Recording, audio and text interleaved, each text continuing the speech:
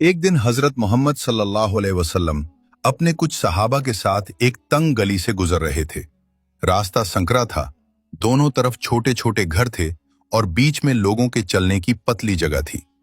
उसी रास्ते के बीचों बीच कांटों से भरी एक सूखी टहनी पड़ी हुई थी, जिस पर लोगों के कपड़े अटकते थे और कभी कभी पैर भी जख्मी हो जाते थे। लोग रोज वहां से गुजरते थे, परेशान होते थे, शिकायत करते थे, मगर कोई उस कांटे को हटाने के लिए रुकता नहीं था। हर कोई सोचता था कि ये किसी और का काम है। हजरत मोहम्मद सल्लल्लाहु अलैहि वसल्लम रुके और उस कांटे को ध्यान से देखा। उन्होंने किसी को आवाज नहीं दी, किसी को हुक्म नहीं दिया और न ही किसी से मदद मांगी। वो खुद झुके और अपने मुबारक हाथों से उस कांटेदार टहनी को उठाकर रास्ते के किनारे रख दिया, ताकि कोई और उससे तकलीफ न पाए। ये काम बहुत आसान भी हाथों में चुभ सकते थे और कपड़ों में अटक सकते थे, मगर उन्होंने ये सब्र और इत्मीनान से किया। जब रास्ता साफ हो गया तो लोग आराम से गुजरने लगे। कुछ ने ये देखा और कुछ बिना देखे निकल गए, मगर उस रास्ते का बोझ हल्का हो गया।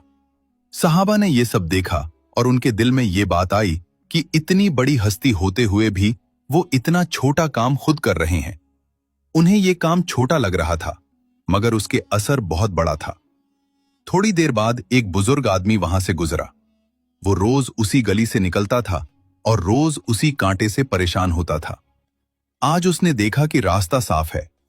वो ठिठक गया, इधर उधर देखा और फिर आसमान की तरफ हाथ उठाकर दुआ की कि ऐ अल्लाह, जिसने ये तकलीफ दूर की है, तू उसे इसका बड़ा अजर दे।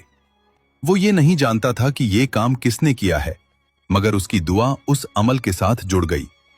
बाद में हजरत मोहम्मद सल्लल्लाहु अलैहि वसल्लम ने अपने सहाबा से फरमाया कि अल्लाह को वो अमल ज्यादा पसंद है जिससे किसी बंदे को तकलीफ से बचाया जाए, काहे वो अमल देखने में कितना ही छोटा क्यों न हो।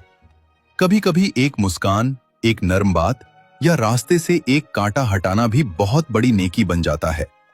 इस वाकये से ये बात समझ में आती है कि नेकी हमेशा बड़ी इबादतों में ही नहीं होती, बल्कि रोजमर्रा की छोटी छोटी बातों में भी होती है। जब इंसान किसी दूसरे इंसान की जिंदगी आसान करता है तो वो दरअसल अल्लाह की मखलूक पर रहमत करता है, और अल्लाह रहमत करने वालों से मोहब्बत करता है।